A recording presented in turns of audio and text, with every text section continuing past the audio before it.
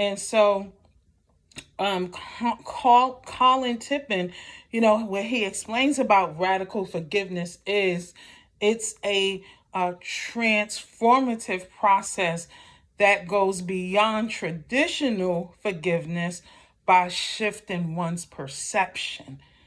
And I'm telling y'all, what I consider to be radical forgiveness is when Jesus, okay, so when Jesus died, there was two thieves. No, there was two. I'm gonna say prisoners on the cross, right? Okay, so one of them, Jesus forgave him because he humbled himself. So Jesus said, let him know on this day ye shall enter with me into paradise. Now, would that be considered radical forgiveness? To me, no. That's forgiveness. Radical forgiveness would be when Jesus said, when Jesus was on the cross and he said, Father, forgive them, for they know not what they do. Or forgive them, Father, for they know not what they do.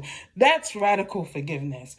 Now, why do I say that? Because remember, they spit on Jesus.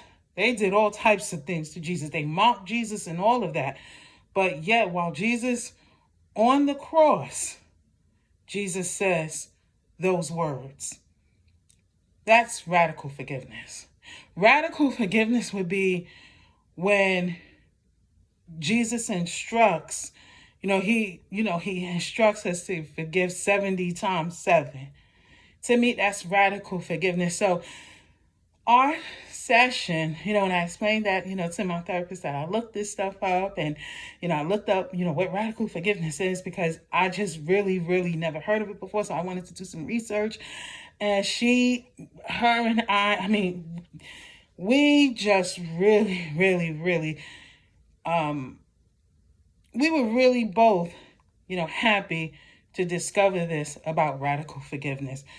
Radical forgiveness helps one not to carry offenses and hold on to them offenses for so long. That's what radical forgiveness does. Now, that's not excusing anyone for, any kind of wrongdoing. That's not even saying there will be a reconciliation, right? But the radical forgiveness is for self more than it's for the one who caused the offense. So yes, I'm glad to be